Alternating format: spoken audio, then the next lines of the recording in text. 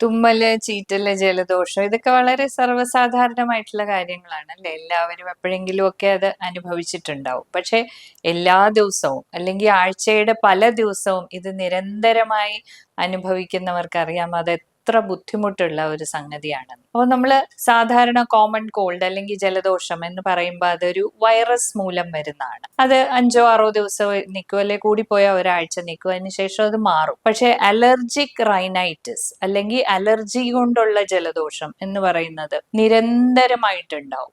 ചിലർക്ക് ചില തണുപ്പുള്ള മാസങ്ങൾ അല്ലെ മഴയുള്ള മാസങ്ങൾ ഒക്കെ ഉണ്ടാവും. അതിനുശേഷം ചിലർക്കാണെങ്കിൽ വർഷം മുഴുവനും ഏറിയും കുറഞ്ഞു അതിന്റെ ബുദ്ധിമുട്ടുകൾ ഉണ്ടായിരിക്കാം. ഇത് ശരിക്കും പറഞ്ഞാൽ നമ്മുടെ ഇമ്മ്യൂൺ സിസ്റ്റത്തിനെ അല്ലെ രോഗപ്രതിരോധത്തിന്റെ സിസ്റ്റത്തിനെ ട്രിഗർ ചെയ്യുന്ന ചില അലർജൻസ് ഇതിനുണ്ട്. അതായത് ബാഹ്യമായിട്ട് വരുന്ന ചില സംഗതികൾ, ചില കാര്യങ്ങൾ ഇതിനെ ട്രിഗർ ആയിട്ട് അല്ലെങ്കിൽ ഇതിനൊരു തുടക്കം കുറിക്കുന്നതായിട്ടാണ് നമ്മൾ കാണുന്നത്. അതിന് സാധാരണയായിട്ടുള്ള ഒന്ന് സാധാരണ പൊടി. ചിലർക്ക് നമ്മൾ ഉപയോഗിക്കാതെ വെച്ചിരിക്കുന്ന തുണികൾ എടുത്ത് മടക്കിയാൽ അല്ലെ കുടഞ്ഞാലൊക്കെ അത് ഉണ്ടാവും. അതുപോലെ തന്നെ വളർത്തു മൃഗങ്ങളുടെ രോമം, ചില പൂമ്പൊടികൾ, ചില പൂമ്പടികൾ കൂടുതലുള്ള അവസ്ഥയിൽ എന്തെങ്കിലുമൊക്കെ പുരയിടത്തിൽ നടന്നിട്ട് വന്നു കഴിയുമ്പോൾ നിരന്തരമായിട്ട് ഇതങ്ങ് ഉണ്ടായിരിക്കും. അല്ലെങ്കിൽ ചെറിയ ഗാർഡനിങ് വർക്ക് ചെയ്താൽ ഇത് ഉണ്ടായിന്ന് വരാം. ചിലർക്ക് തണുപ്പ്, അങ്ങനെ പല ട്രിഗേഴ്സ് ആണ്.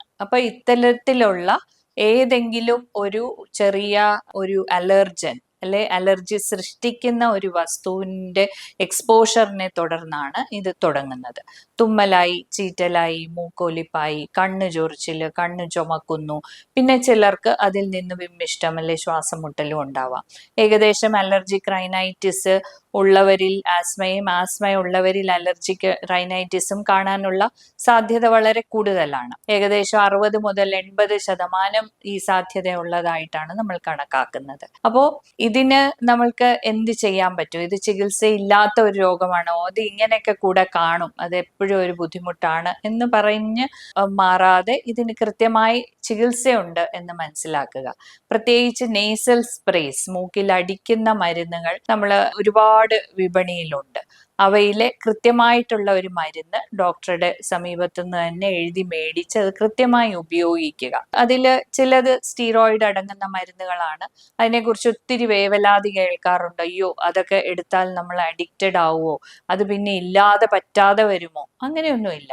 ഇത് ഇത്തരത്തിലുള്ള അലർജിയുടെ സ്വഭാവം സപ്രസ് ചെയ്യാനായിട്ട്, അടിച്ചമർത്താനായിട്ട് ഒരു പരിധിവരെ ഒരു നിശ്ചിത കാലയളവിൽ ഈ മരുന്നുകൾ വേണ്ടി വരാം. അതിനുശേഷവും ബുദ്ധിമുട്ടുകൾ ഉണ്ടാകുമ്പോൾ ഈ അലർജിക്കുള്ള സ്പ്രേകൾ നമുക്ക് ഉപയോഗിക്കേണ്ടതായിട്ട് വരാം. എന്നാൽ ഈ സ്പ്രേകൾ ഉപയോഗിച്ചിട്ടും നിരന്തരമായിട്ട് ഇത് ശല്യപ്പെടുത്തുന്നുണ്ടെങ്കിൽ ഇതിന് മറ്റ് ടാബ്ലറ്റുകളും പല പുതിയ മരുന്നുകളും ഒക്കെ ഉണ്ട്. അപ്പോൾ ഒരു ശകലം ഈസ്നോഫിൽ കൗണ്ട് കൂടുതൽ കണ്ടു, അല്ലെങ്കിൽ IgE എന്ന് പറയുന്ന പരിശോധന അല്പം ഒന്ന് കൂടുതൽ കണ്ട ഒരുപാട് പരിഭ്രമത്തോടെ ആളുകൾ ഒപിയിൽ വരാറുണ്ട്. അയ്യോ, ഇത് 1000 ഇത് ഒത്തിരി കൂടി. അത് അലർജി എന്ന ഒരു വ്യക്തിയുടെ ശരീരത്തിന്റെ നേച്ചറിന്റെ ഒരു പ്രതിഫലനം മാത്രമാണ്. അതുകൊണ്ട് രോഗം ഒരുപാട് കടുത്തതാണെന്ന് അർത്ഥമില്ല. രോഗത്തിന്റെ എപ്പോഴും അസസ്മെന്റ് നടത്തേണ്ടത് നമ്മുടെ രോഗ ലക്ഷണങ്ങളിൽ നിന്ന് തന്നെയാണ്. നിരന്തരമായി രോഗലക്ഷണങ്ങളുണ്ട്, അലർജിക് ആയിട്ടുള്ള തുമ്മല് തുടങ്ങിയതിന് ശേഷം ശ്വാസം മുട്ടൽ ഉണ്ടാകുന്നുണ്ടെങ്കിലൊക്കെ തീർച്ചയായിട്ടും കൃത്യമായ ഒരു ചികിത്സ തേടേണ്ടതുണ്ട്. പക്ഷേ ഈ ലാബ് വാല്യൂ അല്പം കൂടുതൽ കണ്ട ഉടനെ പരിഭ്രമിച്ച് ഇതിനെന്ത് ചെയ്യണം, ഇത് മാറിയാൽ അത് മാറും എന്ന് വിചാരിക്കുന്നത് ഒരു പാടെ തെറ്റിദ്ധാരണയാണ്. അലർജി എന്ന് പറയുന്ന ശരീരത്തിന്റെ ഒരു സ്വഭാവമാണ്. ആ സ്വഭാവത്തിന്റെ പ്രതിഫലനം മാത്രമാണ് ഈ ടെസ്റ്റുകളിൽ നമ്മൾ കാണിക്കുന്നത്. അപ്പൊ ഈ ടെസ്റ്റുകളല്ല നമ്മൾ ചികിത്സിക്കേണ്ടത്, വ്യക്തിയെ തന്നെയാണ് ചികിത്സിക്കേണ്ടത്. അതുപോലെ ഒരു തെറ്റിദ്ധാരണയാണ് അലർജിക് ടെസ്റ്റിംഗ്. എല്ലാവർക്കും അലർജിക് ടെസ്റ്റിംഗ് ചെയ്ത് കൃത്യമായി അലർജൻ കണ്ടുപിടിക്കാം എന്നാണ് പരക്കെയുള്ള ധാരണ. അലർജിക് ടെസ്റ്റിംഗ് ചെയ്യുന്നത് നല്ലതാണ്, പക്ഷെ അത് കൃത്യമായി അംഗീകൃതമായിട്ടുള്ള മെഡിക്കൽ കോളേജുകളിലും അല്ലെങ്കിൽ അത്തരത്തിൽ വളരെ വിശ്വാസ്യത ഉള്ള സ്ഥാപനങ്ങളിലും ചെയ്താൽ മാത്രമേ അവ നല്ലതുള്ളൂ.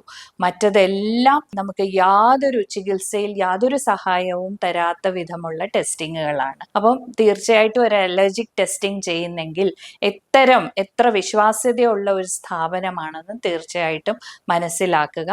ചില സന്ദർഭങ്ങളിൽ അലർജിക് ടെസ്റ്റുകൾ കൊണ്ട് നമുക്കൊരു ഗുണമുണ്ടാകാറുണ്ട്, അല്ലെങ്കിൽ ആ അലർജൻ ഒഴിവാക്കാൻ അതിൽ നിന്നൊരു സഹായം കിട്ടും എന്നുള്ളതല്ലാതെ എല്ലാവർക്കും ഒരു അലർജി വന്നാൽ ഉടനെ അലർജി ടെസ്റ്റിംഗ് ചെയ്യുന്നത് ഫീസിബിളുമല്ല, അതിൻ്റെ ആവശ്യവുമില്ല.